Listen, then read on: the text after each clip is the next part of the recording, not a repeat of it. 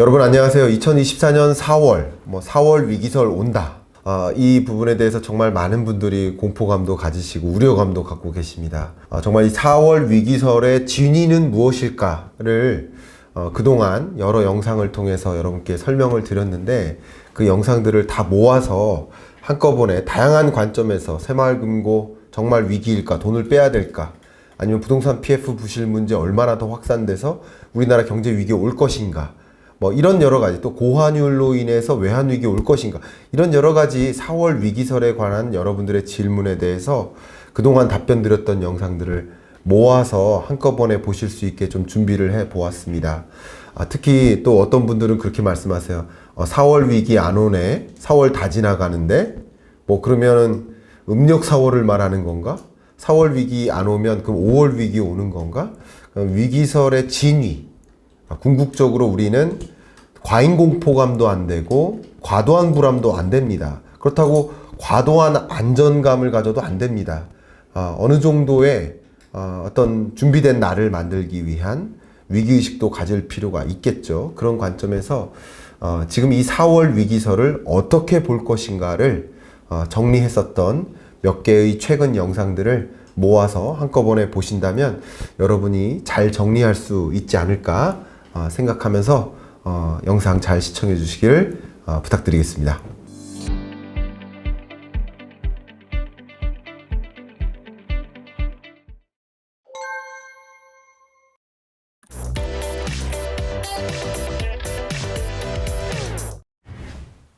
안녕하세요. 경제 읽어주는 남자 김광석입니다. 반갑습니다. 4월 위기설이라는 좀 섬뜩한 단어가 정말 많은 언론 속에, 정말 많은 신문지 속에, 우리네 대화 속에 자주 오르내리는 것 같습니다. 근데 이 4월 위기설 정말 오는가, 정말 위기 오는가 하는 그 질문에 대해서 객관적으로 제 소신 있게 여러분께 답변을 드려야 될 시점이 온 것 같아서 말씀을 드립니다. 또 4월 위기설 오는가라는 그 질문에 대해서 제가 이 선거 전에 이 공식적인 제 소견을 발표하면 같은 말도 정치적으로 이해하실 수 있을 것 같아서, 그래서 제가 좀 정치 시즌을 피해서 선거 후에 이 4월 위기설 여부에 대한 제 소견을 말씀드리려 합니다. 그래서 정치적인 편에 서서 어떤 이해관계 입장에 서서 혹은 제 정치적인 어떤 견해를 가지고 드리는 말씀이 아니라 우리 한국 경제를 봤을 때 정말 4월 위기설, 위기 오는가 하는 질문에 대해서 좀 답변을 속 시원히 드리고 싶습니다. 정말 많은 방송들이 극심한 자금난을 호소하면서 연쇄부도로 이어지고 4월 위기설이 확산한다라는 이런 대문짝만한 4월 위기설에 대한 보도가 끊이지 않고 있습니다. 거듭된 PF발 4월 위기설이 계속 진행되고 있다라는 그런 여러분들도 많은 뉴스나 유튜브나 여러 신문지상의 표현과 이런 것들을 많이 접하실 것입니다. 많은 기업들이 실제 파산으로 이어지고 있고요. 부동산 PF 대출 문제로 대출을 상환할 수 없는 건설사들이 하루에도 약 평균 1.5곳 정도 도산하고 있고요. 건설 현장에서는 건설이 중단되고 정말 황무지와 같은 그런 모습들이 곳곳에 있습니다. 그런 것들을 볼 때마다 4월 위기설, 정말 위기 올 것 같다 하는 걱정도 많이 하고 계시리라 생각을 합니다. 제가 2024년 경제 전망을 하면서 2024년 경제를 좋다고 표현하지 않았습니다. 2023년 경제도 지독히 어려웠는데 24년 경제는 그거보다 더 어렵겠구나. 그래서 첫 시작하는 문장을 여러분 기억하시겠지만 오르막 올라와 또 오르막이다. 다 온 줄 알았는데 또 남았다. 그러니까 2023년도 지독하게 경제가 어려웠는데 24년 경제는 또 오르막이다. 역시 24년 경제는 23년보다도 더 어려울 것이다. 그 어려운 경제를 표현하기 위해서 제가 매해 경제전망서를 발간할 때마다 그 해를 점으로 표현하고 있고 그 점들을 2050년 전망까지 있다 보면 하나의 선이 될 테니까 그런 의미로 점으로 표현하고 있는데 기억하실지 모르겠습니다만 24년 경제를 상흔점, 상처의 흔적이 남는 해라고 표현을 했어요. 그만큼 24년 경제는 어려운 경제다라고 말씀드렸습니다. 자, 그러면 그 어려운 경제이니 경제 위기라고 판단하면 될 것인가 하는 그런 면에서 답변을 드리고자 합니다. 경제 위기 오는가? 자, 세계 경제도 OECD라는 국제기구도 23년 경제 성장률을 평년 세계 경제 성장률보다도 못한 경기 침체로 전망을 했었고 또 24년 성장률은 23년 성장률보다도 더 못한 23년도 어려웠는데 24년은 더 어려울 것이다 라고 전망을 했습니다. 자, 그런데 제가 여러분께 말씀드렸기를 2020년 팬데믹 경제 위기, 경제 활동이 급속도로 수축돼서 보통 통상적으로 경제 성장률이 마이너스를 기록하는 전년 GDP 규모보다 올해 GDP 규모가 더 줄어드는 그런 현상을 우리는 경제 위기라고 정의하고 2020년이 팬데믹 경제 위기였고 그리고 2023년 4년은 경기 침체에 해당된다라고 말씀을 제가 아마 1000번은 넘게 드렸던 것 같습니다. 2023년 경제를 제가 표현해 보면서 우리 한국 경제가 역사적으로 4번의 경제 위기를 경험했는데 1980년 오일 쇼크 때 마이너스 1.6%로 역성장했었고 1997, 8년에 IMF 외환 위기가 찾아오면서 마이너스 5.1%의 역성장을 했었고 2008년 글로벌 금융위기 때 역성장은 면했지만 글로벌 금융위기라고 우리는 규명을 하고 있고 또 2020년 팬데믹 경제 위기, 실물 경제 위기죠. 마이너스 0.7%를 기록하면서 경제 위기를 경험했다. 그러니까 우리 한국 경제는 4번의 경제 위기를 경험했다. 근데 그 4번의 경제 위기를 제외해 놓고 봤을 때 4번의 경제 위기를 빼놓고 봤을 때 23년 경제 성장률 1.4%는 가장 낮은 성장률이고 경제 위기는 아니지만 심각한 경기 침체다라고 말씀을 드렸죠. 그래서 23년 경제는 경기 침체다. 경제 위기는 아니지만 어려운 경제에 맞고 경기 침체 맞다. 그리고 23년 경제 성장률이 정말 4번의 경제 위기를 제외해놓고 가장 낮을 만큼 어려웠지만 24년 경제는 여전히 어렵다. 우리 경제 주체들, 기업인 혹은 주부 여러분, 학생 여러분, 봉급생활자 여러분, 자영업자 여러분 우리 경제 주체들이 모두 다 힘들다 얘기할 만한 어려운 경제다. 그런데 이걸 경제 위기라고 정의할 수 있을까? 그건 아니라고 답변을 먼저 드리고 싶습니다. 경제 위기란 무엇인가? 정리를 하겠습니다.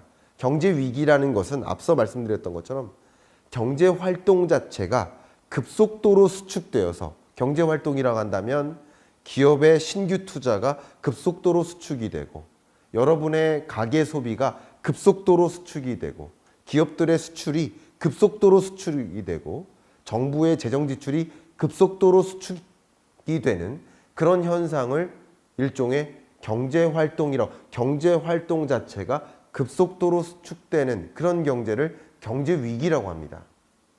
제가 말씀드리는 위기는 사회적 위기, 정치적 위기 그런 종류의 위기가 아니라 경제 위기고 저와 같은 경제를 분석하는 이코노미스트가 혹은 다른 경제 전문가분들이 위기라는 단어를 쓰려면 경제 위기의 정의에 부합해야 된다라는 말씀, 제 의견을 좀 드리고자 합니다.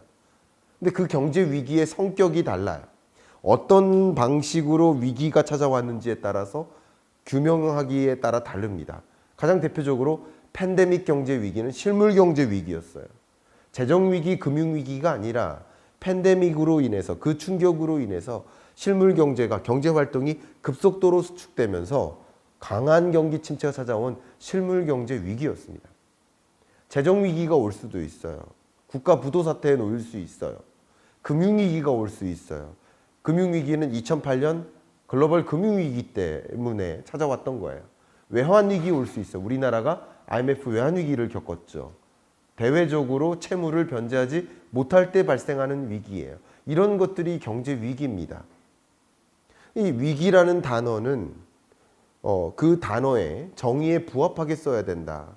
그러니까 위기로 정의할 것인가, 위기가 아닌 위험한 구간으로 정의할 것인가, 경기 침체로 정의할 것인가. 그래서 제가 말씀드렸던 것은 24년 경제는 혹독한 경기 침체인 것이지 경제 위기는 아닌 것이다 라고 의견을 드려왔던 겁니다.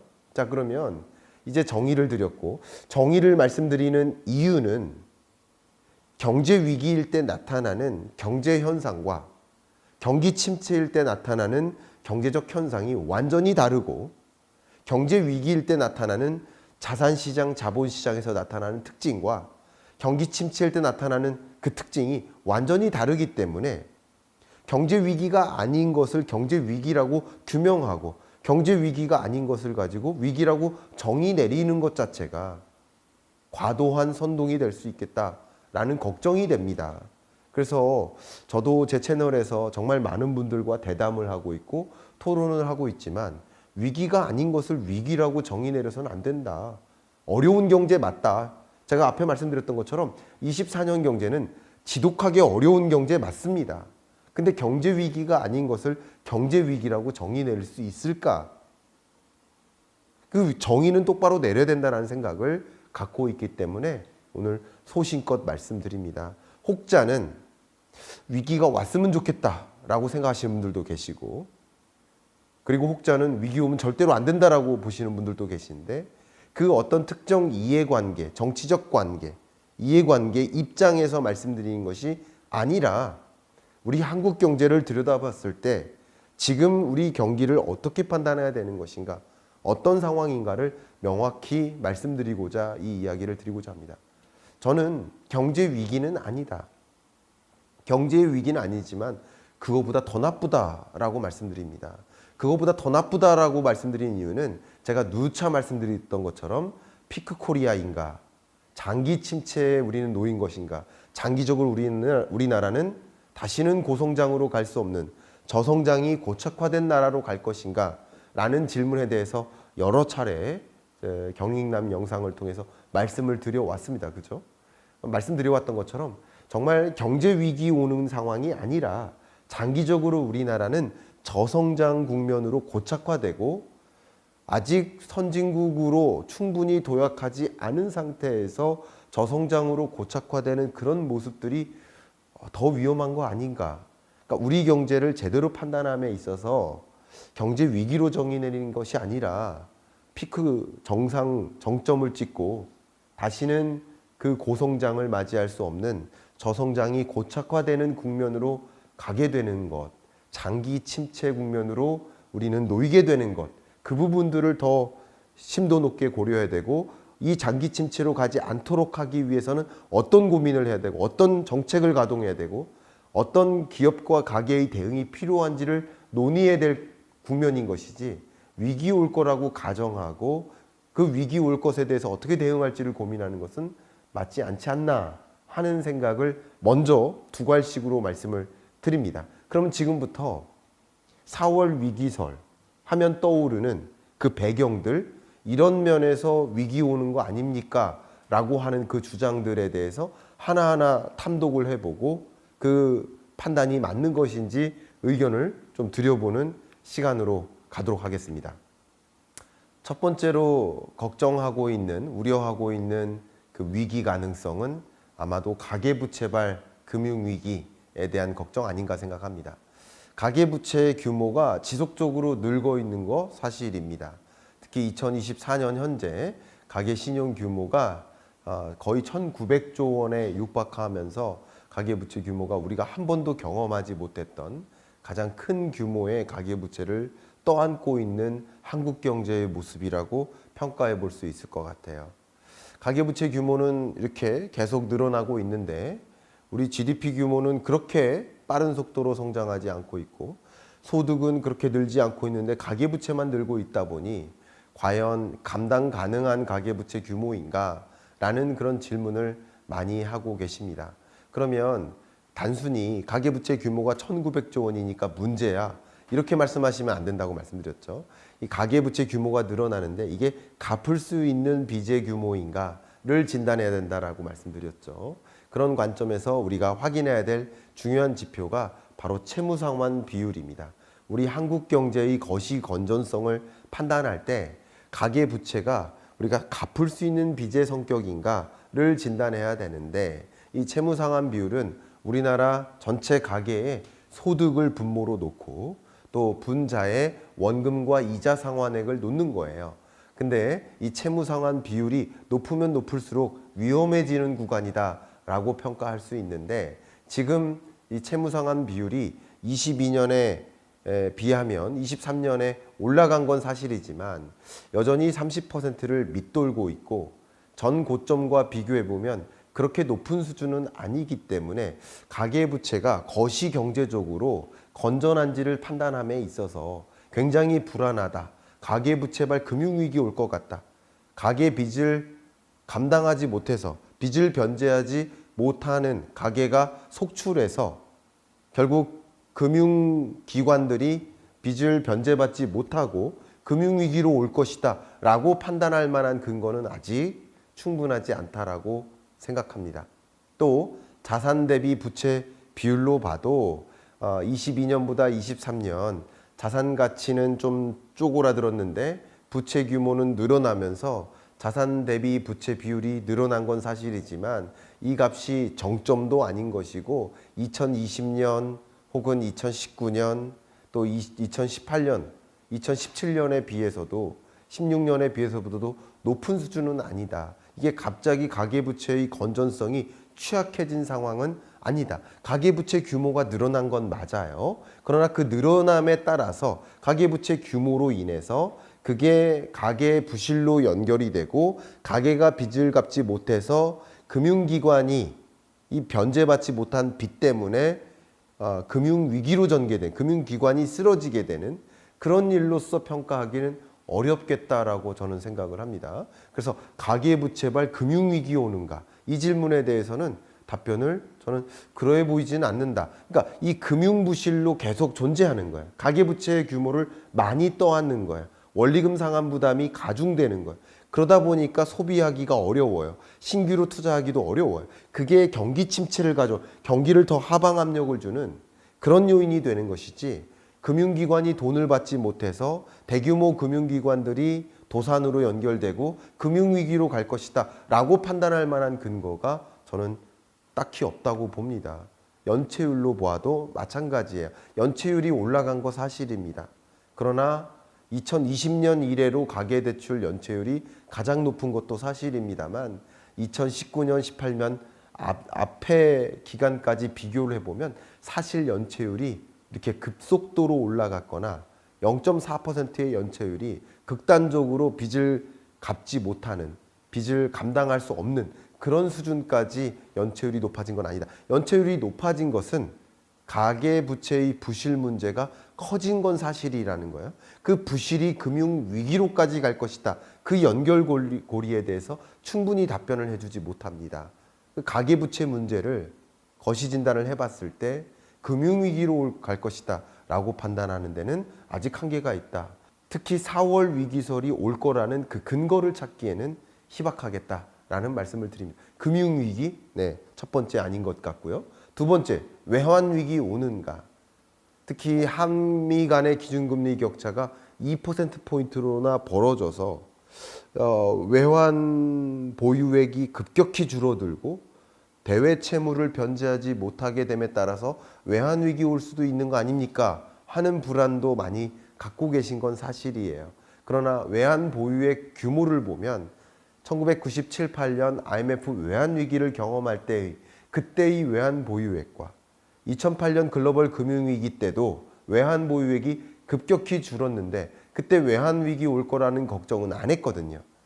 미국 금융위기, 미국발 금융위기였던 것이고 그 금융위기의 여파로 우리 한국 경제, 실물 경제를 위축시키는 요소였던 건 맞지만 그것으로 인해서 우리 한국 경제가 위기를 경험한 것은 아니거든요. 외환 위기를 경험한 건 더더욱이 아니거든요. 외환 보유액 규모로 봤을 때 세계 주요국별로 외환 보유액을 규모로 순위를 나열하면 우리나라는 9위입니다.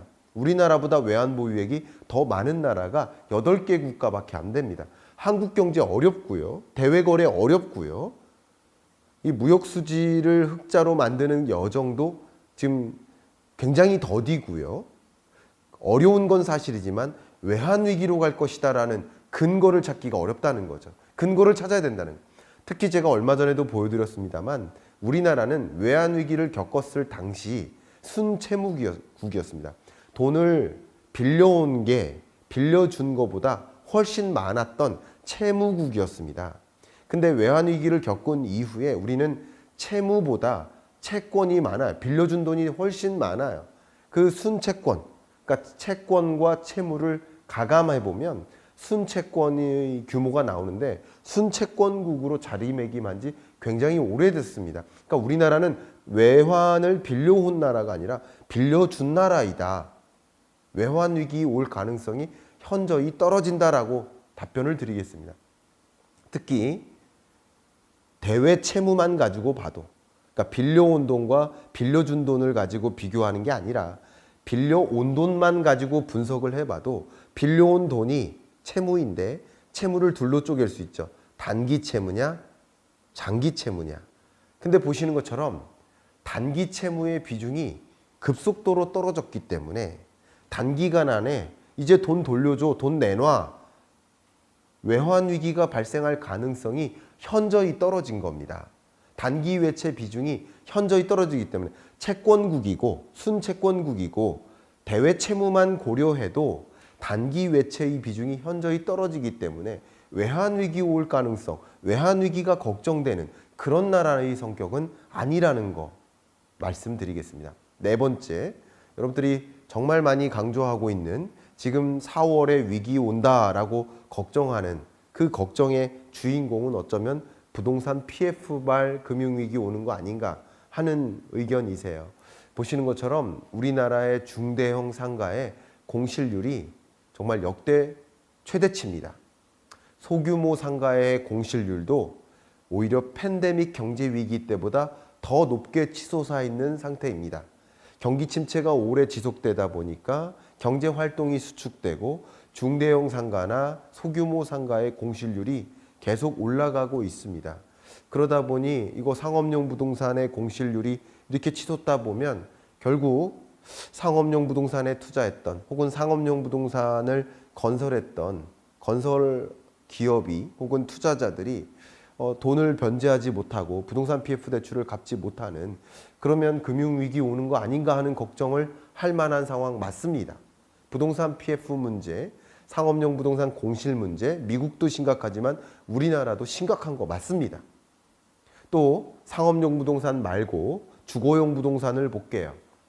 역시 주거용 부동산의 미분양 주택 건수가 7만 5천 원을 기록했고 좀 줄어드는 듯 하다가 다시 증가해서 6만 5천 원 수준을 기록하는 거 맞고요. 미분양 주택이 해소가 잘 안 되고 있고요. 특히나 비수도권의 미분양 주택이 잘 해소가 되지 않고 있는 모습. 이거 부동산 PF 문제 있겠구나. 결국 건설사들이 이 주택을 건설하고 분양되면 돈 갚을게 하고 빌린 돈이 부동산 PF인데 이 부동산 PF를 갚지 못하는 상황이겠구나. 분양이 돼야 돈을 받아다가 빚을 갚는데 분양이 안 되니 돈을 못 받고 건설사는 빚을 갚을 능력이 없어지니 건설사가 도산하고 그것으로 인해서 금융위기 오는 거 아닌가 하는 염려가 주목되는 거 맞습니다. 특히 그 부동산 PF 대출 잔액이 계속 늘어나고 있고 23년 9월 기준 3분기 기준 부동산 PF 대출 잔액이 134조 3천억 원이나 되고 연체율도 계속 올라가서 2.42%나 되고 있으니 134조 규모에서 대략 2.42%에 해당되는 그 연체액은 갚지 못하는 부동산 PF 대출 잔액일 수 있겠구나. 약 2%가량의 부동산 PF 대출 잔액은 부실로 연결될 수 있겠구나. 특히 유독 부동산 PF에 대한 익스포저, 노출이 많이 되어 있는 금융기관은 굉장히 불안하겠구나. 저는 실제 공중파 방송이든 여러 방송 언론에서 왜 우리 한국 부동산 PF 대출 잔액을 공표하지 않느냐.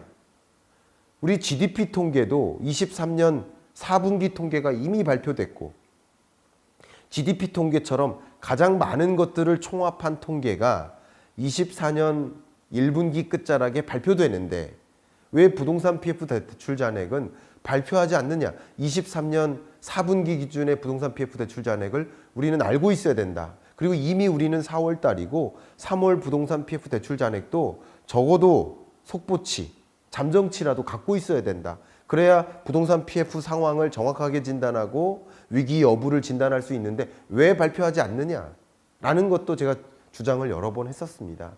그만큼 부동산 PF발 이 부실 문제가 심각한 상황인 거 맞고요. 얼마 전 건사년에서 발표한 건설산업연구원에서 발표한 부동산 PF 대출 잔액을 추산했더니 사실 이 새마을금고나 그 밖에 유동화증권과 같은 이 금융위에서 통제하지 않는 범위, 그 통제 범위 밖에 있는 부동산 PF 대출 잔액까지 포함하면 134조가 아니라 202조 6천억 원에 해당된다라는 발표까지 제가 여러분들께 즉시 분석을 통해서 말씀드린 바가 있습니다. 그만큼 부동산 PF 대출 잔액이 심각하게 많은 수준이다라는 것을 강조하겠습니다. 그러면 이 부동산 PF 부실 문제, 미분양 사태, 공실 문제 심각하고요.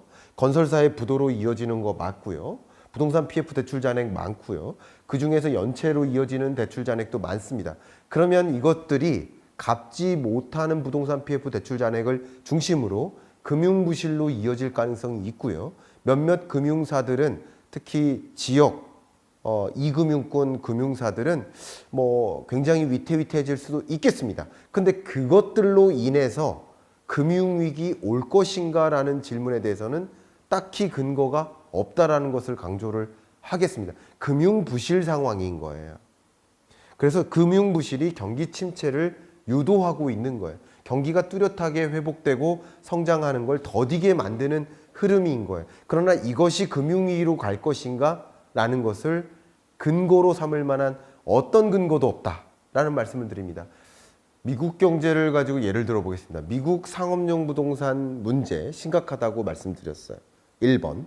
그 상업용 부동산 문제가 발생하면 중소 지방 건설사들의 문제로 전이될 수 있어요. 심각합니다. 지금 현재. 그래서 상업용 부동산 문제가 지방 건설사의 문제로 전이됐고요. 지방 건설사들이 도산으로 이어지고 있습니다. 두 번째. 세 번째, 지방 건설사들이 도산으로 이어지면 제대로 빚을 청산하지 못하고 쓰러지는 거예요. 그러면 이 건설사에게 대출을 제공해줬던 금융기관들이 같이 위태위태해집니다.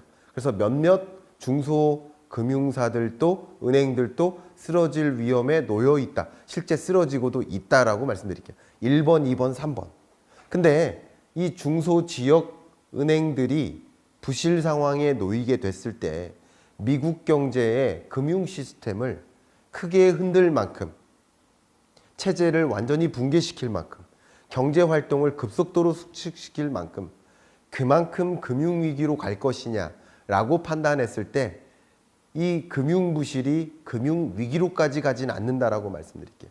이 단계를 보면 위기 온다고 주장하는 것들이 1번, 또 2번, 3번을 얘기하는데 그 3번에서 4번으로 건너갈 가능성에 대한 그 경로에 대한 근거는 찾지 못하고 있어요. 근데 그걸 찾아보면 미국 금융위기 가능성을 진단함에 있어서 지방 중소 금융사, 은행들의 기여도를 보면 2%, 3% 정도밖에 안 되기 때문에 지역 은행들이 부실하고 쓰러질 가능성, 도미노 파산으로 이어질 가능성은 높지만 그것이 미국 금융 시스템을 흔들 만큼 금융위기로 갈 것이라는 근거는 찾기가 힘들겠다. 이렇게 말씀드리겠습니다. 혹시 위기를 주장하면서 미국 상업용 부동산 문제 심각해요. 그래서 중소건설사들이 지금 도산하고 있어요. 그리고 몇몇 은행들이 지금 파산하고 있어요. 라는 이야기를 하면서 위기 온다고 하면서 정작 그 금융 부실 문제가 금융 위기로 전개될 가능성, 이 부분에 대한 명확한 진단 없이 위기 온다고 주장하는 것은 저는 그건 주장이 아니라 선동에 가깝지 않을까 하는 생각을 가지면서 우려하고 있습니다. 저의 경우에는.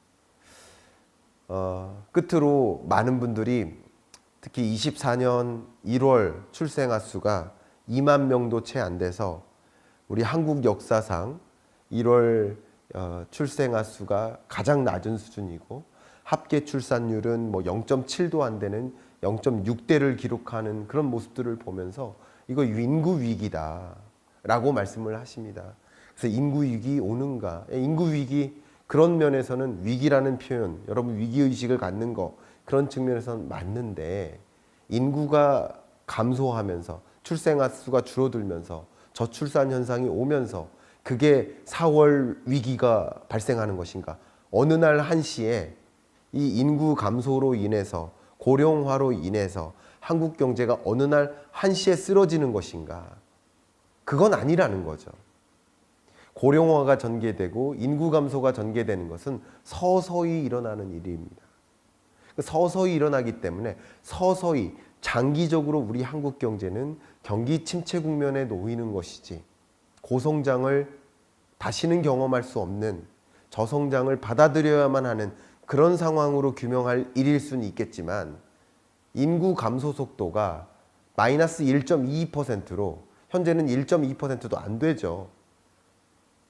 인구 감소 속도가 마이너스 1.22%로 2060년이 됐을 때 도래할 거라고 보고 있는데 이 인구가 폭발적으로 감소하고 인구 절벽이 오고 하는 것이 아니라 천천히 인구의 감소가 진전되는 이런 과정이고 그게 어느 날 한시에 인구 위기, 경제 위기로 몰고 오는 것은 아니다라는 것을 강조하겠습니다. 결국 제가 지금 드리는 여러 위기를 걱정할 만한 현안들은 중장기적으로 우리 한국 경제가 고성장을 못하는 저성장을 그냥 우린 받아들여야만 하는 장기 경기 침체를 몰고 올 수 있는 가계부채 문제, 부동산 PF 문제, 또 인구 구조 문제 이런 여러 가지 면면들이 우리가 구조적으로 가계부채의 구조를 현실화하고 부동산 PF 구조 자체를 바꾸고 건설산업 생태계를 혁신하고 또 저출산 문제를 극복하는 여러 가지 위기적인 요소들을 들여다보면서 장기 침체로 우리 한국 경제를 가져오지 않도록 미래 세대를 위해서 고민해야 될 일인 것이지 4월 위기 온다라고 주장할 일은 아닌 것이다라고 제가 의견을 드리고 싶습니다. 다시 한번 강조하지만 4월 위기설 정말 온다, 4개월 위기 온다라고 주장하면 또 어떤 정치적 편에 서서 이야기하는 꼴이 되고 또 4월 위기 안 온다라고 주장하면 또 이쪽 편에 서서 이야기하는 것이 될 수 있기 때문에 저는 정치적 중립을 추구하고 정치적인 중립, 어떤 특정 정치 집단의 이해관계를 떠나서 우리 한국 경제를 놓고 봤을 때 정말 4월 위기 오는가라는 것을 말씀드리기 위해 투표 시즌을 피해서 말씀을 전달드리는 과정입니다. 4월 위기 오는가 안 오는가는 5월이 되면 알겠죠. 그러나 아마도 4월 위기 온다, 안 온다 둘 중에 하나의 결과를 우리는 받아들겠지만 제가 지금 말씀드렸던 4월 위기설의 근거가 될 만한 많은 조항들이 당장 4월 위기로 오는 것이 아니고 그리고 그렇기 때문에 우리가 대응하는 방법도 달라져야 된다. 4월 위기가 온다. 그럼 자산 가격은 폭락하겠죠. 그리고 4월 위기가 만약에 오면 우리 한국 경제는 대규모 금리 인하를 단행하겠죠. 그러면 폭락 이후에 또 자산 가격이 또 폭등할 수도 있겠죠. 과연 이런 현상을 우리는 기대하고 여러 가지 다양한 여러분들의 의사결정을 뒤로 미룰 것인가? 아니면 안 올 것인데 장기 침체를 우리는 걱정하고 장기 침체로 우리 한국 경제가 놓여지지 않도록 어떤 것들을 우리는 고민할 것인가 생각의 틀이 바뀌죠. 어떻게 진단하느냐에 따라서 처방이 달라지는 겁니다. 우리 건강 진단을 받았는데 암이 오지 않는다라는 진단을 받았어요. 근데 암에 대응하기 위해서 암 처방 받고 암 수술하고 하면 됩니까? 아니잖아요. 경제 위기는 암과 같은데 그게 아니라 우리는 한국 경제는 건강으로 진단한다면 약간 60대, 70대에 진입해서 점차 노쇠해지고 있다. 장기 경기 침체에 준비를 해야 된다라고 판단할 수 있고 그 노쇠화 혹은 고령화, 노후화, 안티에이징인 거죠. 이것을 막기 위해 내가 어떻게 하면 근육을 단련할 것인가, 어떻게 하면 내가 이 영양 상태를 균형을 이룰 것인가, 어떻게 하면 좀 건강한 삶의 습관을 가져갈 것인가를 논해야 될 것인데 쓸데없이 암에 대해서 걱정하고 하면 되겠습니까? 마찬가지인 거예요. 우리 한국 경제를 놓고 봤을 때 제대로 경기를 진단하고 제대로 된 처방이 필요하듯이 제대로 된 대응이 필요하듯이 마찬가지 여러분들이 이 4월 위기설에 대한 진단을 하심에 있어서 오늘 영상이 좀 참조가 됐기를 바라고 작년에도 9월 위기설, 12월 위기설, 11월 위기설 계속 나왔고 올해도 또 4월 위기설 등장했었는데 매번 발생하는 그 위기설은 이미 우리가 알고 있는 위기고 이미 많은 전문가들이 주장하고 있는 그 위기는 이미 알고 있는 위기이기 때문에 알고 있는 위기는 더 이상 위기가 아니다. 이미 알고 있는 불확실성은 더 이상 불확실성이 아니다. 알고 있는 불확실성은 확실성이 된다. 오히려 위기 온다라고 얘기하는 그런 면면들 때문에 그 면면들 때문에 위기가 오지 않는다. 다른 걸 걱정하자. 오히려 위기 상황보다 더 심각한 상황에 놓여 있는 것이 아닌가라고 의견을 드리면서 이번 주 경제 읽어주는 남자 마무리하겠습니다. 감사합니다.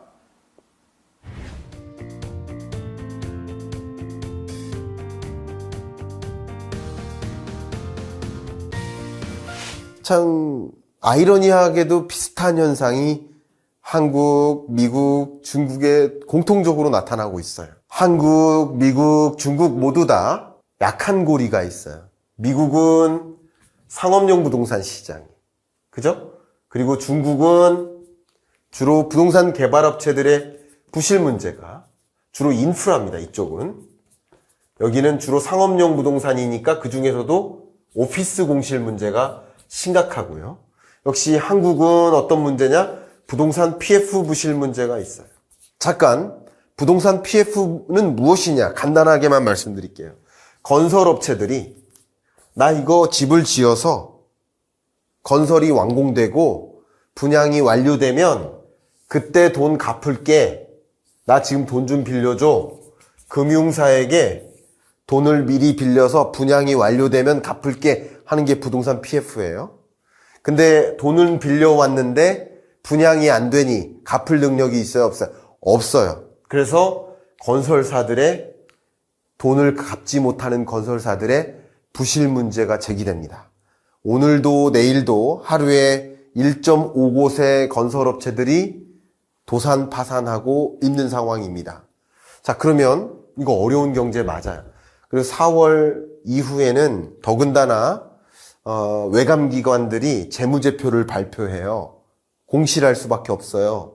그러면 그 외감기관들의 재무제표를 보면 놀랄 겁니다. 부채 비율이 이렇게 높아? 그러니까 그때 또 자금 문제가 경색될 수 있어요. 채권금리가 또 요동칠 수 있습니다. 분명히 그럴 수 있습니다. 또 한 가지는 총선을 앞에다 두고 부동산 PF 부실 문제가 터지지 않도록 막았는데 총선이 끝나면 놔둘 거야. 그래서 하나 둘 터질 거야. 그것도 가능한 시나리오라고 생각해요. 근데 건설사들이 도미노 파산을 한다. 그러면 건설사들의 부실인 거지 그게 경제 위기는 아닙니다. 그리고 건설사들의 부실이 그 건설사가 대출을 꼈던 주로 부동산 PF 대출을 의존했던 저축은행이나 새마을금고나 증권사나 이들의 부실로도 연결될 수 있습니다.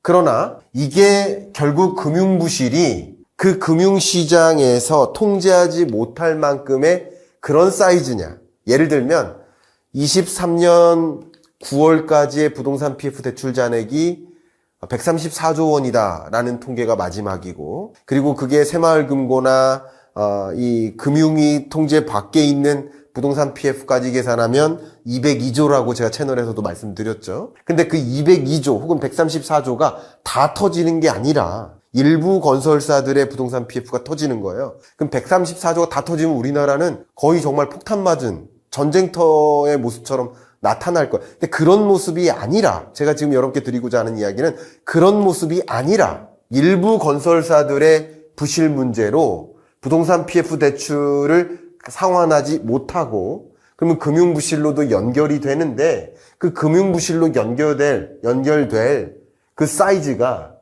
전체 금융시장을 놓고 보면 그 전체의 기여도가 10%가 안 됩니다. 한 7.5% 정도 됩니다. 제가 추산을 해본 결과, 어떻게 가정하고 추산하는지에 따라 다르지만, 근데 그 7.5%의 금융은 흔들릴 수 있어요. 근데 그 7.5% 이외의 나머지 금융까지 흔들릴 것이냐? 흔들리면 금융위기가 오는 거죠. 부동산 PF발. 근데 그렇게 가정하기가 좀 어렵겠습니다. 그리고 7.5%의 금융 사이즈, 그 사이즈도 다 흔들리는 것이 아니라 일부가 흔들린다는 거죠. 그러니까 4월 위기설을 놓고 봤을 때 4월 위기로 올 거냐? 경제활동이 급격히 수축이 되어서 경제활동 자체가 정말 너무 크게 둔화되어서 경제성장률이 마이너스를 찍을 만큼의 그런 경제로 갈 것이냐, 그렇게 가정하지는 않고 있다라는 거예요. 그러니까 4월 위기설이라는 것은 사실은 설에서 끝난다. 4월 위기가 아니라 4월 위기설에서 끝난다라고 저는 평가를 하고 있다는 겁니다. 그렇다고 해서 4월 이후에 경제가 좋다라는 얘기가 아니에요. 23년에도 어려웠는데 23년보다 24년이 더 어려울 것이다 라는 말씀을, 제 24년 경제전망의 첫 번째 문장이 그거죠. 오르막 올라와 또 오르막이다. 작년에도 어려웠는데 올해는 더 어려울 것이다. 그러나 그 어려운 구간을 위기라고 표현하기는 어렵다는 거죠. 이해가십니까? 몸으로 따지면 제가 계속 예를 들어서 근육량이 빠지고 최근 걱정이 많아서 운동도 못하고 밥도 잘 못 먹어서 몸이 쇠약해져요. 이건 위기가 아니에요. 근데 만약에 건강검진을 딱 받았더니 암세포를 발견했어요. 그러면 난 잘못하면 이 암을 제대로 치료하지 못하면 정말 큰일 날 수 있어요. 그러면 위기 상황에 직면할 수 있는 거죠. 그게 위기죠. 근데 암을 치료하고 극복할 수 있어요. 그죠? 근데 위기를 겪은 거예요. 그건 다르죠. 그러니까 지금의 경제는 중국도 마찬가지. 중국 경제 위기설 가지고 이야기를 많이 나눴었지만 중국 경제가, 여러분 일본 경제 한번 생각해 보세요. 일본 경제가 잃어버린 20년, 잃어버린 30년을 겪었는데 이 일본 경제가 사라졌습니까? 망가졌습니까? GDP 세계 3위, 4위를 왔다 갔다 하는 나라입니다.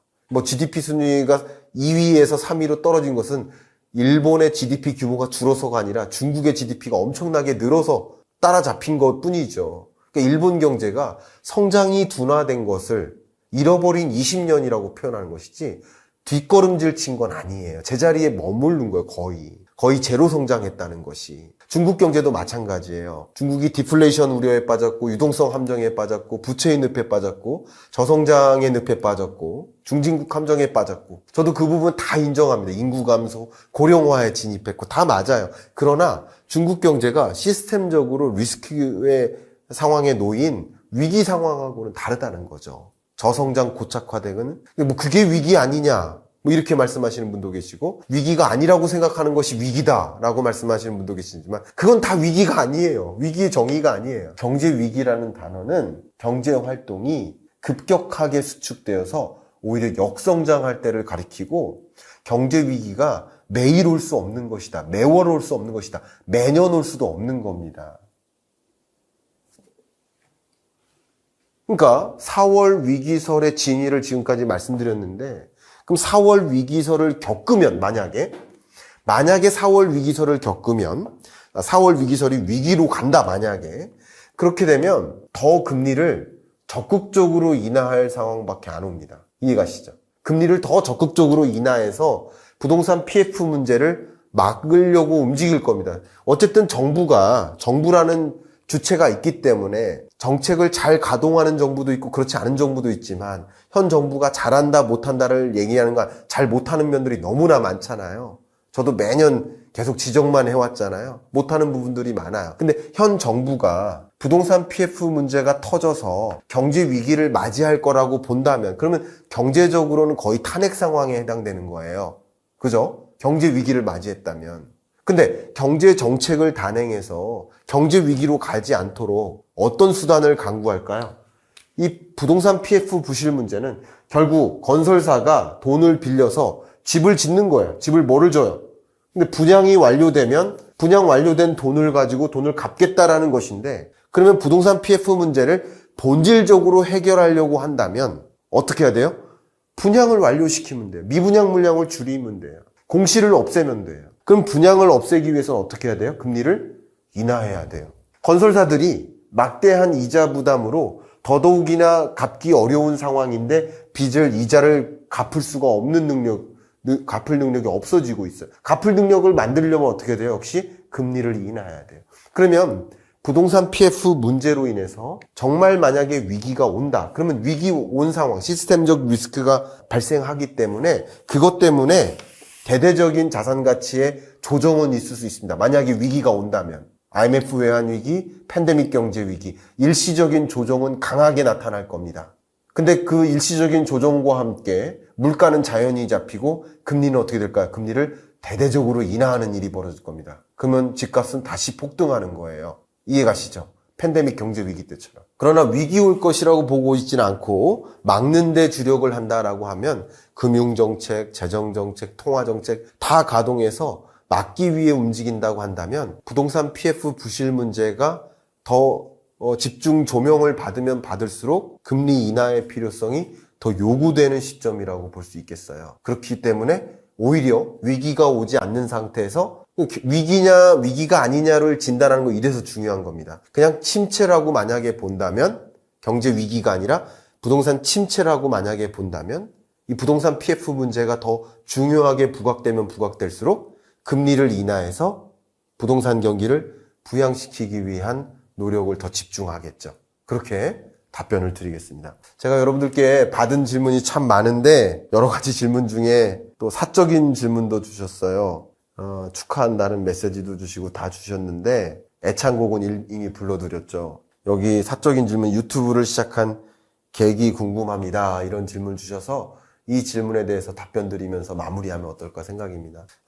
유튜브를 사실 하기를 꺼렸었습니다. 왜냐면 제가 어차피 소위 유튜브가 아닌 공중파 방송에 제가 지금 현재 매주 출연하고 있는 그냥 공중파 방송만 해도 KBS, 연합뉴스 TV, YTN, 또 KBS 라디오, 그 밖에 SBS나 MBC나 여러 방송들을 헤아려 보면 이미 많아서 굳이 유튜브를 해야 되나 하는 생각으로 계속 미뤄오다가 어느덧 유튜브를 해야 되겠다라는 생각을 갖게 된 것은 이것은 시대적인 흐름이다. 마치 제가 어린 시절에 싸이월드를 했듯이 여러분들이 뭐 페이스북, 저는 안 합니다만 페이스북이나 인스타를 하듯이 그 시대에 걸맞는 움직임을 해야 된다라는 생각을 항상 하는 사람인데 유튜브는 유튜브가 잘 되길 원해서 할 수도 있고 유튜브가 수입을 목적으로 할 수도 있겠지만 유튜브라는 것은 예를 들어서 식당 하시는 아주머니도 유튜브 할 수 있는 것이고 공부하는 학생도 유튜브를 할 수 있는 것이고 건설 현장에서 이 건설업을 종사하시는 분도 유튜브 할 수 있는 것이고 저처럼 경제 분석하고 경제를 진단하고 전망하는 사람도 유튜브 할 수 있는 것이다. 그러니까 누구나 유튜브 할 수 있는 것이다 라고 생각을 해서 그때 유튜브를 시작했습니다. 지금 어쨌든 이 질문을 주셨고 이제 이 영상이 나갈 때쯤이면 거의 이제 21만 명에 가까워질 텐데요. 많은 분들께 객관적이고 정확한 경제 정보를 좀 전달해 드리겠다. 그리고 스스로 경기를 분석하고 판단하실 수 있는 그런 발판을 마련해 드려야겠다 하는 생각을 좀 강하게 갖고 있고요. 정말 여러분들이 이 경제를 살아가는 경제 주체로서 흔들리실 만한 때가 많이 있고 당하실 때도 많이 있으시겠지만 제 채널을 통해서 여러 가지 정보를 어떤 이해관계의 입장에서 이야기를 듣는 것이 아니라 그냥 거시 경제적인 관점에서 봤을 때 경기를 어떻게 판단할지 그리고 앞으로 어떻게 내가 준비를 해야 될지 하는 그 대응 방법을 좀 함께 생각해 보실 수 있는 계기가 되면 좋겠다 하는 마음으로 유튜브를 하고 있고요. 앞서 꾸준히 말씀드렸던 것처럼 20만 명 구독자 달성될 때 제가 편지로 적어드렸던 것처럼 커뮤니티 공지에 올라가 있죠. 큰 채널을 지향하는 게 아니라 단단한 채널을 지향하면서 20만 구독자 달성 때 약속해드렸죠. 그 마음을 굳게 가지고 저도 이 유튜브라는 공간을 저의 놀이터로 생각하듯이 여러분들도 제 경제 읽어주는 남자 김광석 TV라는 이 공간을 경제 놀이터로 생각하시고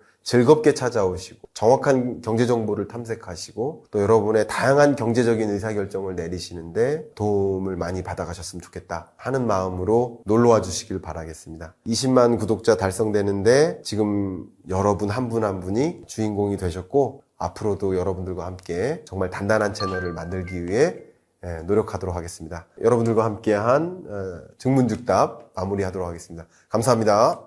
여러분 안녕하세요. 4월 위기설이라는 주제가 이 2024년 4월에 툭 던져졌고 4월 위기 정말 오는가 하는 질문을 정말 많이 하셨습니다. 그래서 4월 위기 오면 어떤 일이 벌어질까? 또 나는 어떻게 대응할까라는 질문도 추가적으로 주셨습니다. 그래서 오늘 이 나가는 영상은 어쩌면 4월 위기설에 대한 저의 판단, 특히 부동산 PF 부실 문제로 금융위기 올 것인가라는 그 판단이 어쩌면 그 정보를 전달해 드려도 여러분들이 일부는 정치적으로 해석하시는 분들이 계실까봐 그래서 총선 이후에 이 영상을 나갈 수 있도록 준비를 했습니다.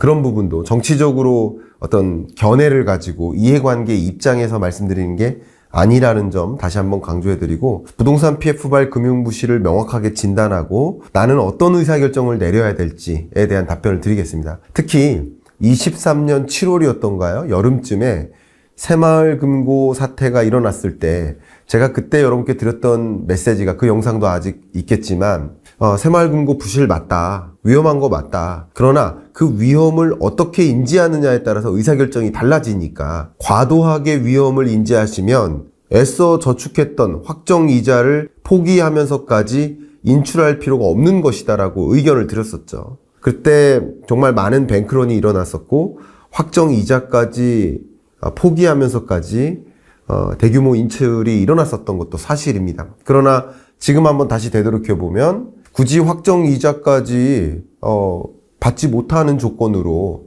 굳이 인출할 필요가 있을까 하는 질문을 다시 한번 던질게 약 1년 정도가 지난 지금에 그런 관점에서 4월 위기가 어떤 형태로 오고 있는 것이고 그러면 나는 내가 새마을금고라든가 저축은행에 저축을 한 상태인데 이거 빼야 되는 건가 말아야 되는 건가 하는 의사결정에까지 의견을 좀 드려보고자 이 영상을 준비했습니다. 한번 말씀드려보도록 하겠습니다. 자료 보시면 부동산 PF발 금융부실을 먼저 진단할 텐데 부동산 PF 대출 잔액이 135조 이상 쌓였습니다. 연체율도 2.7%로까지 크게 올라갔습니다.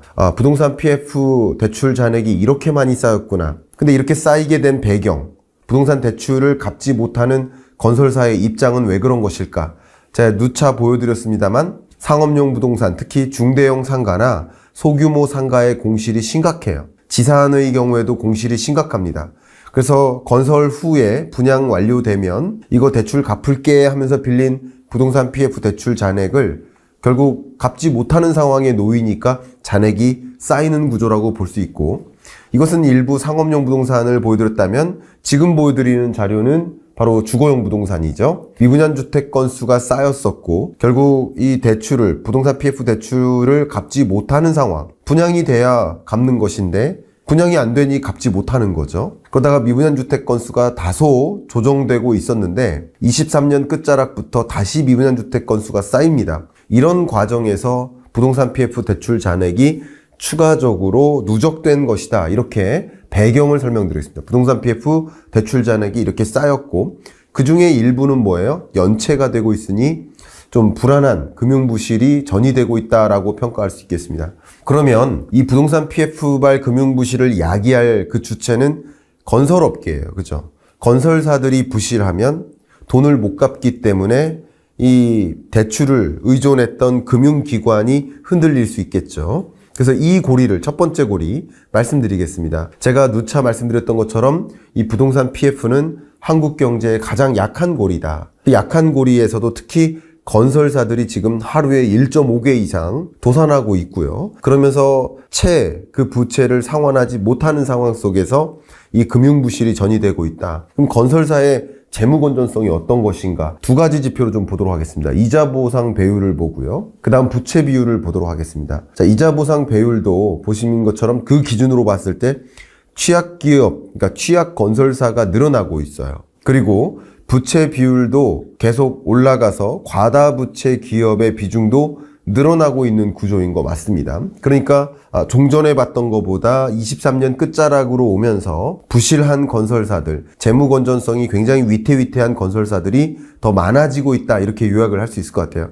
그렇기 때문에 도산으로 이어지고 일부 도산으로 이어진 건설사들이 채 부채를 상환하지 못하니까 금융 부실을 금융기관이 떠안게 되는 것이다. 자, 그런데 제가 지금부터 좀 강조하면서 말씀드리고 싶은 것은 과연 이 부동산 PF 사업장에 위험한 건설사들이 부실하면 이게 금융부실이 어떻게 전이되고 전이됨에 따라서 우리 한국 경제에 금융위기로까지 오는가? 이 질문에 대한 답변을 드릴게요. 왜냐면 4월 위기 온다 라고 주장하긴 쉬워요. 왜냐면 건설사 쓰러질 것 같고 정말 부실한 건설사 많아지고 부채 비율 심각하고 그리고 그것 때문에 금융사의 연체율이 또 심각하게 올라가고 있고 대출 잔액도 올라가고 있으니까 이렇게 안 좋은 모습들만 계속 보여주면 마치 금융위기 정말 올 것처럼 생각할 수 있어요. 1단계는 건설사 부실이고요. 2단계는 금융부실인데 그게 우리 한국 경제의 금융 시스템적 리스크로까지 갈 것이냐, 이 세 단계를 거쳐야 되는데 1, 2단계에 해당되는 근거들은 굉장히 많아요. 근데 그게 금융위기로까지 갈 것이냐를 판단해야 되는데 일단은 금융부실 부분을 어떤 금융사들이 부실한지를 확인해 보겠습니다. 개념적으로는 이렇게 그리시면 좋을 것 같아요. 이 자료 보시면 이 한국은행 자료입니다. PF 사업장이 있죠. 여러 개, 한 6가지 사업장이 있다라고 한다면 위험성이 현저히 떨어지는 사업장도 있습니다. 중위험 사업장도 있겠습니다. 근데 고위험 사업장도 있겠죠. 그러면 이 고위험 사업장의 시공을 맡은 건설사들이 고위험 사업장의 시공사가 되겠죠. 그러니까 중위험이나 저위험의 사업장의 시공사 역할을 했던 건설사는 그렇게 위험하다고 판단 내려지진 않아요. 그럼 고위험 사업장이 있고 그곳에 시공사 역할을 했던 건설사들이 위험한 시공사라고 볼 수 있겠는데 그런 위험한 건설사들이 결국 PF 대출을 의존했잖아요. 그 의존한 금융기관을 나열한다면 보시는 것처럼 고위험 사업장 시공사에 익스포저 되어 있는, 그러니까 위험이 노출되어 있는 금융사를 한정할 수 있겠죠. 그러니까 그런 금융사가 누구냐는 것을 우리는 확인을 해야 됩니다. 보시면 자본 대비 PF 대출 잔액 그 비율을 보시면 은행의 경우에는 그렇게 위험하다고 평가는 안 내려집니다. 그런데 보시면 자본 대비 PF 대출 잔액의 비율이 현저히 높은 저축은행, 여전사, 사공금융 이쪽의 경우에는 좀 위험하다라고 좀 평가 내려집니다. 그리고 자본 대비 PF 연체액을, 왜냐하면 대출 잔액이 중요한 게 아니라 연체액이 중요해요. 대출 잔액 앞에 보여드렸던 것처럼 전체 대출 잔액은 136조 원 정도가 되는데 136조 원이 다 부실로 이어지는 게 아니라는 거죠. 136조 원이 부실로 이어지면 우리 한국 경제 금융위기 오는 거 맞아요. 4월 위기 오는 거 맞아요. 근데 136조 원 중에 얼마만큼이 제때 빚을 변제하지 못하고 있느냐. 원금과 이자를 상환해야 되는데 그 때를 계속 놓치는 연체액이 몇 퍼센트 되느냐. 2.7%라는 거예요. 2.7%가 낮다는 것이 아니라 136조 원이 불안한 게 아니라 그 중에 대략 3%가 안 되는 비중. 대략 따지면 이게 전체 100조 중에 3%라고 생각해 보세요. 그럼 3조잖아요. 굳이 따지면 3, 4조 정도의 부동산 PF 대출 잔액이 연체되고 있다라고 판단하는 게 맞고요. 그리고 연체되고 있는 3, 4조가량의 부동산 PF 대출 잔액은 연체되고 있는데 그 연체된다고 해서 다 금융사 입장에서 빚을 못 갚는 사업장은 아닙니다. 이게 무슨 말인지 아세요? 연체가 다 못 갚는 게 아니라 연체가 3달 연속 연체되면 그걸 이제 부실채권에 보통 정의를 내리거든요. 그럼 부실채권이면 갚지 못할 빚의 성격이 강해요. 그러니까 역시 136조 중에 3%가 안 되는 비중이지만 3%라고 일단은 가정을 할게요. 그 3% 정도가 연체되고 있는데 그 3%가 다 못 갚는 빚이 아니라 부실채권 비율은 그보다 또 떨어지는 거죠. 자, 그렇게 보시면 좋겠고, 그 중에서도 자본 대비 PF 연체액을 기준으로 보면 증권사나 저축은행, 또 여전사, 상호금융 이 정도가 좀 불안하다. 그러니까 모두가 불안한 게 아니라 증권, 저축, 여전, 상호금융 이 금융권이 불안하다. 그러면 전체 부동산 PF 대출 잔액 136조 원에서 전체가 불안한 게 아니라 이 금융권이 쥐고 있는 이 부동산 PF 대출 잔액이 불안한 것이고, 그 전체가 또 다 불안한 게 아니라 그 중에서 일부에 해당되는 일부 연체액, 그 연체액이 또 다 불안한 게 아니라 그 중에 정말 3번 연속, 3달 연속 연체하고 있는 부실채권이 불안한 거죠. 실제 금융부실 우려 상황에 놓인 그 금융사를 분석해 보면 2022년 기준이 여기 왼쪽에 있고요. 23년 기준이 있습니다. 보시면 이 세로축이 좀 달라요. 근데 저축은행 같은 경우 합계 저축은행, 한국투자저축은행, 주요 저축은행들의 부동산 PF 대출 잔액을 보면 22년에서 23년 동안 924억 원에서 2천억 원으로 늘었습니다. 2배 이상 늘었어요. 그 중에서도 연체액이 757억 원에서 1961억 원으로 또 늘었습니다. 그러니까 저축은행의 연체율은 심각하다, 이렇게 좀 평가할 수 있겠네요. 보시는 것처럼 SBI 저축은행, OK저축은행, 한국투자저축은행 이런 은행들을 저축은행들을 좀 나열해 보면 23년 12월을 22년 12월과 비교했을 때 정말 2배 이상 늘어난, 2배 이상 늘어난 혹은 2배가량 늘어난 그런 저축은행들이 이렇게 많아요. 그러니까 이런 은행들은 상당히 불안하다. 근데 불안한데 이게 금융위기로까지 올 것인가를 또 진단해야 돼요. 건설사 불안한 건설사들 많아요. 건설사 중에 모든 건설사들이 불안한 게 아니라 주로 대기업 계열사에 해당되는 건설사, 대형 건설사들이죠. 이들은 다른 그 계열사들한테 채권을 발행해서 부족한 자금을 메꿀 수 있는 계열사들이 채권을 사주는 그런 수단을 활용할 수 있기 때문에 전체 부동산 PF 대출 잔액에서 전체가 쓰러지기보다는 그런 계열사 체계가 있지 않은 중견 이하의, 그러니까 중소건설사들이 지금 계속 도산하고 있다, 이렇게 보시면 좋겠어요. 건설사의 도산이 있고 그게 금융부실을 가져오는데 전체를 가져오는 게 아니라 지금 이 자료 보시는 것처럼 특히 증권, 보험, 여전사, 저축은행, 상호금융과 같은 이금융권의 부실 문제가 심각하다. 결국 불안한 건설사에게 부동산 PF 대출 잔액을 제공해준 이금융권, 1금융권의 경우에는 대기업들한테 안정적으로 조달받을 수 있도록 대기업한테 대출을 해주는 구조고요. 이금융권들이 상대적으로 위험성이 높은 건설사에게 대출을 해주는 경향성이 있는 거죠. 그렇기 때문에 이금융권의 불안이다라고 먼저 정리를 할게요. 그렇기 때문에 이 금융부실이 그 다음 단계, 세 번째 단계죠. 금융부실이 있어요. 전체의 부실이 아니라 이금융권의 부실이라고 했어요. 근데 이게 금융위기로까지 확산할 것인가? 시스템적 마비가 걸릴 것인가? 시스템적으로 마비가 걸려서 경제활동이 급격히 수축돼서 마치 1998년 IMF 외환위기 때, 2020년 팬데믹 경제위기 때처럼 그런 경제위기로까지 올 것인가를 진단을 해야 돼. 세 번째 경로. 근데 첫 번째, 두 번째에 대한 근거는 많아요. 불안한 건설사 많고 불안한 금융사 많아요. 그거 인정합니다. 근데 그것이 금융위기로까지 갈 것인가? 한국의 금융 시스템을 흔들 만큼의 기여도를 갖고 있는 것인가? 그걸 판단해야 됩니다. 그래서 거시경제적으로 금융불안 여부를 한번 진단해 보도록 하겠습니다. 부동산 PF 대출 잔액 규모를 보시면 20년, 21년, 22년 그리고 23년 4분기 135.6조 원으로 늘어난 건 맞습니다. 그러나 이렇게 늘어나는 정도가 폭이 23년 들어서 늘어나는 정도가 그렇게 가파르지 않죠. 기억하십니까? 23년 3분기 부동산 PF 대출 잔액이 134조 3천억 원이었습니다. 근데 4분기 부동산 PF 대출 잔액이 135.6조 원이니까 그러면 대략 1조 3천억 원이 늘어난 거예요. 그러니까 늘어나는 폭이 과거와는 달리 좀 둔화됐다. 늘어나는 속도가 둔화됐다.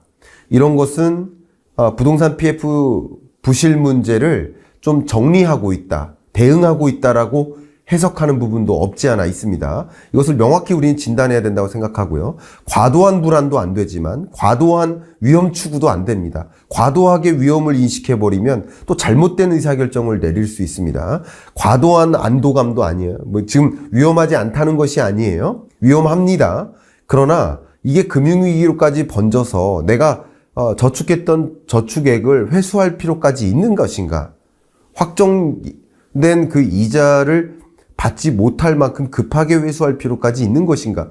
그 질문에 대해서 답변 드리는 과정이에요. 금융위기로까지 간다면 받지 못할 가능성이 있겠죠. 근데 그렇게 진단할 것인가 아닌가는 정말 의사결정의 천지차이다라고 의견을 드리겠습니다. 한국은행에서 금융불안 여부를 진단할 때 가장 많이 쓰고 있는 지표가 금융불안지수예요. 글로벌 금융위기 때 77%로까지 상승했었습니다. 근데 이 값이 2020년 팬데믹 때 25.4%로 상승하면서 위험 단계에 진입했었습니다. 그리고 22년 레고랜드 사태 때 다시 24.1로 또 치솟아서 위험 단계에 진입했어요. 지금은 위험 단계에서는 지나서 조금은 안심을 할, 안도를 할, 어쩌면 그 위험한 수준, 극단적으로 위험했던 수준에서는 벗어나고 있는 국면이다. 23년 7월 정도 그 새마을금고 사태 있었을 때 그때가 또 이 값이 올라갔었던 거예요. 그때 제가 위기로까지 가는 게 아니고 새마을금고가 쓰러지는 것이 아니고 여러분이 저축했던 저축액을 회수하지 못하는 것은 아니니까 과도한 불안은 갖지 마십시오라고 의견을 드렸던 기억이 납니다. 네, 그런 거예요. 주의 단계까지 밑으로 내려가진 않았지만 불안한 거 맞아요. 그러나 극도의 불안 상황은 아니다라는 것을 말씀드리고요. 다른 여러 잣대를 가지고 보겠습니다. 금융 취약성 지수라는 게 있어요. 글로벌 금융위기 때 이 값이 80.9를 찍었고요. 장기 평균 수준이 37.7입니다. 근데 21년, 22년 정도가 되면서 레고랜드 사태 있을 때, 그 금리 급격히 치솟을 때, 불안할 때, 또 이게 56.8까지 치솟았었습니다. 그러나 지금은 그 값이 취약성 지수가 이게 충분히 회복력이 있느냐, 대응할 만한 능력이 있느냐를 보여주는 지표인데 이 값이 많이 떨어져서 장기 평균선을 하회합니다. 그러니까 회복력이 있고 대응할 만한 여건에 놓였다라고 판단할 수도 있어요. 그래서 금융불안이 더 고조된 것이 아니라 이미 23년에 금융불안의 고점을 나름 찍고 지금 안정화되고 있는 거예요. 나름 안정화되고, 지금도 불안한 거 맞지만 불안한 정도 맞아요. 그게 아니라는 것이 아닙니다. 그러나 과도한 불안까지는 가질 필요는 없겠다라는 것을 보여주는 근거들입니다. 또 저의 분석을 지금부터 보여드릴게요. 앞에까지는 한국은행의 분석이에요. 저의 분석을 보여드리겠습니다. 일단 신용 스프레드를 봐야 돼요. 신용 스프레드가 뭐냐면 회사채 금리와 국고채 금리. 회사채 금리가 통상적으로 높게 형성되어 있죠. 그러니까 신용 스프레드는 뭐냐면 회사채 금리와 국고채 금리의 차이값이에요. 근데 이 격차가 벌어지면 벌어질수록, 그리고 좁혀지면 좁혀질수록 어떤 문제가 여기 벌어지면 벌어질수록 채권을 아무리 발행해도 국고채 금리가 너무나 싸니까 채권을 발행해도 채권을 매수해주는 개체가 안 나타나는 거예요. 투자자가 안 나타나는 거예요.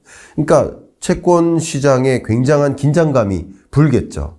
근데 지금은 전반적으로 회사채 금리와 국고채 금리, 시중금리 자체가 하향 안정화됐고요. 그리고 회사채 금리와 국고채 금리 간의 차이값이 현저히 지금 떨어졌기 때문에 지금 이게 금융부실로 진단하기보다는 금융부실, 금융위기로 전개될 거라고 확산을 걱정할 상황이라기보다는 어느 정도 해소되고 있다, 불안이 해소되고 있다라고 볼 수 있습니다. 제가 다시 한번 강조하지만 아무 문제 없다가 아니에요. 문제 있습니다. 위험합니다. 그러나 그게 금융위기로까지 갈 만큼의 거시경제 여건은 아니다라는 것을 말씀드립니다. 역시 시장금리와 신용 스프레드도 보여드렸습니다만 또 한 가지 보여드린다면 장단기 금리 차예요. 장기금리가 단기금리보다 높게 형성되어 있는 게 통상적인 거예요. 근데 장단기 금리가 역전되면 불안한 상황이라고 볼 수 있는데 국고채 20년 기준과 국고채 3년 기준으로 봤을 때 23년 약 1분기까지는 이렇게 장단기 금리가 역전된 거, 이 스프레드, 금리 차가 마이너스죠. 이 구간에는 더 불안했었던 거예요. 그러나 23년 중반 이후로 일시적인 장단기 금리 역전 현상이 일어났지만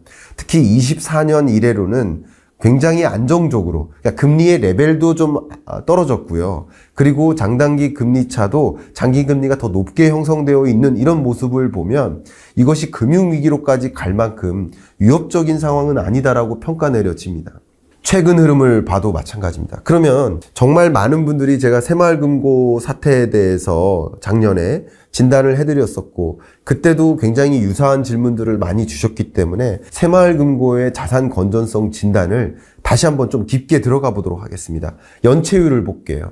23년 말 연체율이 22년 말과 비교하면 3.59%에서 5.07%로 급등한 거 맞습니다. 근데 이걸 가지고 기사로는 이것만 딱 비교를 해요. 그러나 23년 6월 반기 기준으로 보면 연체율이 급등하다가 23년 6월부터는 연체율이 오히려 떨어집니다. 그러니까 연체율이라는 측면에서 가장 위험한 구간은 23년 상반기였던 거예요. 상반기 이후로 사실은 23년 말부터 조정된 거예요. 쉽게 말하면 자산관리공사 캠코죠. 그리고 MCI 대부죠. 중앙회 손자회사 이런 여러 기관들을 통해서 연체 채권을 매각했고요. 채무를 조정해서 연체율이 23년 6월을 기점으로 완화되고 있는 흐름이라는 거. 이게 팩트라는 거죠. 팩트를 명확하게 보시고요. 일부 기사들을 보면 좀 위기를 조장하려고 위기가 와야 될 것처럼 얘기를 하느라고 22년 말과 23년 말만 비교하니까 연체율이 이렇게 급등했다. 그러니까 새마을금고 굉장히 위험하다. 이런 식으로 이야기하는데 그건 너무 과도한 것이 아닌가라는 생각을 저는 개인적으로 합니다. 순자본 비율 현황을 좀 보도록 하겠습니다. 순자본 비율도 22년 말, 23년 6월 그리고 23년 말 쭉 비교해 보면 순자본 비율이 최소 규제 비율이죠. 4% 이상을 초과한 채 유지되고 있습니다. 순자본 비율이 22년 말에 비해서도 개선된 거고요. 완만하게. 근데 22년 6월까지는 순자본 비율이 좀 떨어지는 구간이었어요. 그러니까 23년 6월까지가 안 좋았다라고 볼 수 있겠습니다. 근데 그것보다는 좀 개선되는 흐름이니까 가장 새마을금고가 불안했었던 구간이 23년 상반기였던 것이다. 이렇게 제가 강조를 하도록 하겠습니다. 또 당기순이익을 가지고 볼게요. 22년 당기순이익이 보시는 것처럼 1조 5,500억 원. 그리고 23년 당기순이익이 860억 원으로 당기순이익이 많이 줄었네? 이렇게 생각할 수 있어요. 그러나 이것도 팩트를 정확하게 구분해 보면 23년 1월에서 6월까지의 당기순이익이 마이너스였었습니다. 그러니까 23년 1월부터 6월까지 당기순이익이 1,200억 원가량이었다라고 한다면 근데 23년 7월부터 12월까지는 1,236억 원 더하기 860억 원의 당기순이익이 추가적으로 발생했기 때문에 플러스 860억 원이 된 거 아닙니까? 그러니까 22년과 23년의 당기순이익만 비교하면서 연체율은 연체율대로 올라가고 당기순이익은 떨어졌으니까 굉장히 문제고 자산 건전성이 굉장히 떨어진다. 이렇게 기사가 나오기도 하는데 새마을금고를 옹호하는 것이 아니라 이거 좋은 당기순이익이 아니에요. 당기순이익이 좋다는 게 아니에요. 긍정적이다. 새마을금고 투자하세요. 이런 뜻이 아닙니다. 그것이 아니고 지금 이렇게 위험한 상황에서는 벗어나는 구간이니까 굳이 과도한 위험을 인식해서 새마을금고로부터 대량 인출할 필요는 없겠다라는 것을 제가 강조하는 겁니다. 23년 하반기 연체 관리 강화에 들어섰고요. 그때 순이익으로 전환한 겁니다. 정리해놨습니다. 여기. 또 24년 7월에 대량의 인출 사태가 있었습니다. 그때 그 이후에 예수금이 8월부터 다시 순증으로 전환됐습니다.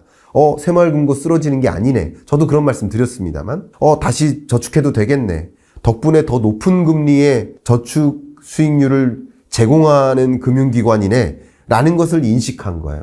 왜냐하면 새마을금고도 너무 무분별한 그 회수가 있었기 때문에, 뱅크런이 있었기 때문에 확정이자를 지급하지 않고 돈을 돌려줄 수 있었던 거예요.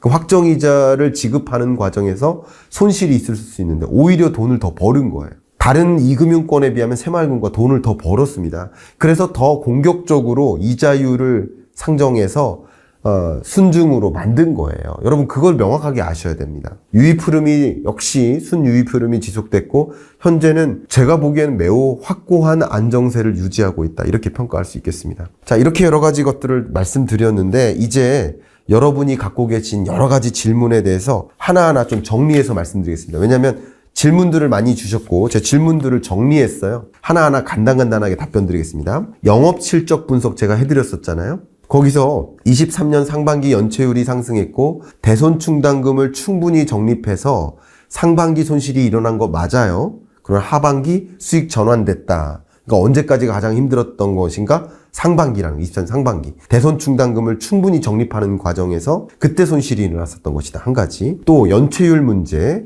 저축은행 평균 연체율이 한 10% 정도 됩니다. 근데 금고는 7% 정도 되죠. 그러면 이금융권과 비교했을 때 연체율이 심각하게 높은 것은 또 아니다라는 결론도 한 가지 나오고요. 또 의견을 또 몇 가지 드린다면 고위험 대규모 대출 중단을 하면서 대출 규모는 지속적으로 감소하고 부실채권은 적극적으로 정리하는, 물론 다소 시간이 걸리지만 전체 부동산 PF 대출 잔액에서 어쩌면 이 대출을 추가적으로 안 받아요. 위험 관리에 나서기 때문에. 그럼 결론적으로 뭐가 더 남을까요? 부실채권 성격의 연체하는 부동산 PF 대출 잔액이 조금 더 맴도는 거. 이게 뭘까요? 통상적으로 부실채권을 정리하는 과정에서 자연스럽게 시간이 소모됩니다. 그런 걸리는 과정이라고 보시는 게 좋아요. 일시적으로 연체율이 상승할 수도 있는 겁니다.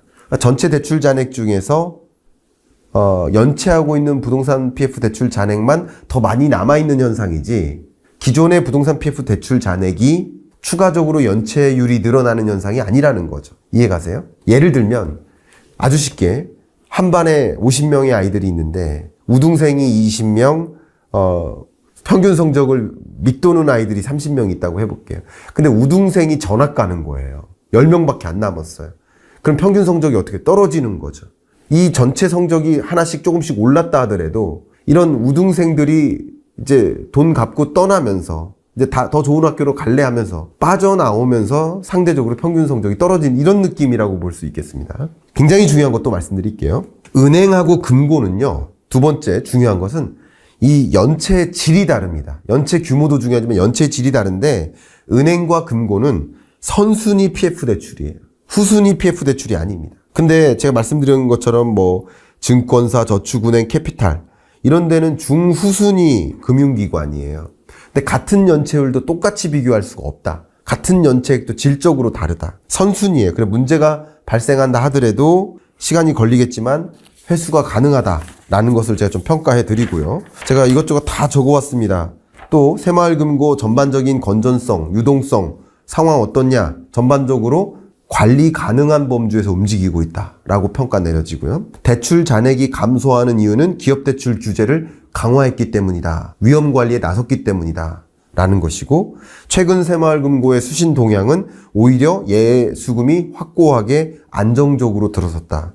그래서 작년에 대량 인출 사태가 있었는데 그 인출 사태 이전 수준으로까지 거의 돌아왔다. 여러분 질문 주신 거 다 적어왔거든요. 금고의 부동산 PF 대출 위험하지 않은지, 사실 이제 뭐 금융기관을 신뢰하라, 정치권을 신뢰하라가 아니라 정치권을 신뢰하는 분도 계시고 아닌 분도 계시겠죠. 여러분의 정치적 성향에 따라서. 그걸 논하는 게 아니라, 정치를 논하는 게 아니라 행정가들은 뭡니까?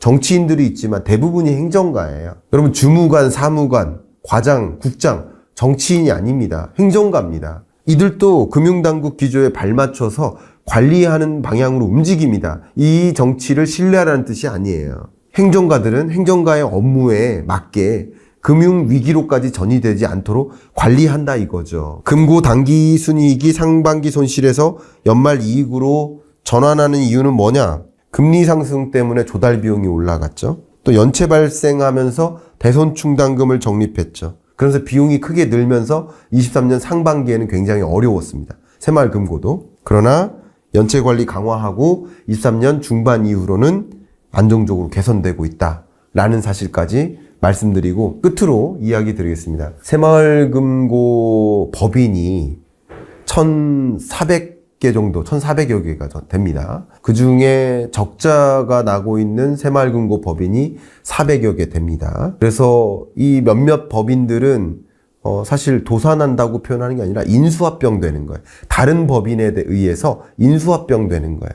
그래서 내가 지금 돈을 저축을 한 새마을금고가 도산하면 인수합병 되면 나 돈 못 받는 거냐? 라고 질문하신 분이 계시지만 인수합병을 한 인수자, 인수법인이 역시 그 돈에 대해서 저축한 금액에 대해서 책임이 있습니다. 충분히 상환하는 능력이 있다라는 것을 말씀드리고 21년, 22년 내내 순이익을 받습니다. 1조 이상의 순이익을 받다는 사실 아십니까?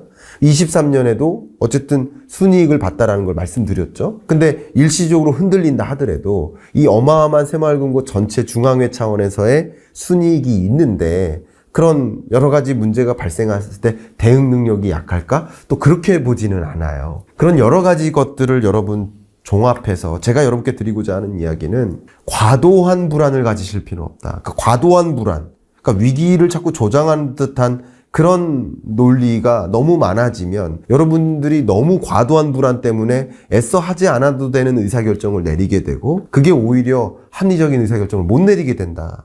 라는 말씀을 드립니다. 제가 그 의견을 드린다면 주변에도 혹시 새마을금고에 저축을 하고 계신 그런 분들이 계시다면 이 영상을 같이 공유해 주세요. 그러니까 제가 뭐 구독자 뭐 이걸 논하는 게 아니고 그리고 제가 뭐 조회수를 원한다면 새마을금고 위기 온다 이렇게 얘기하는 게 더 유리해요. 그렇지 않습니까? 새마을금고 파산한다. 여러분 돈 빼세요. 이게 조회수에 훨씬 유리해요. 아무 문제 없다고 하는 것이 아니라 문제가 있지만 지금 급하게 인출할 정도는 아니다. 여러분이 갖고 계신 확정이자 충분히 누리시기를 바라겠고요. 그리고 뭐 은행도 이 법으로 5천만 원에 한해서 지켜주지만 새마을금고도 새마을금고법이 있기 때문에 5천만 원에 한해서 그 법에 의해서 정부가 지켜줍니다. 5천만 원 이상의 경우에는 당연히 인수한 인수법인이 지켜줍니다. 그 논리를 정확하게 아시고 객관적으로 파악하시고 현명한 의사결정 내리시길 좀 바라는 마음으로 이만 오늘의 이야기 마무리하겠습니다. 감사합니다.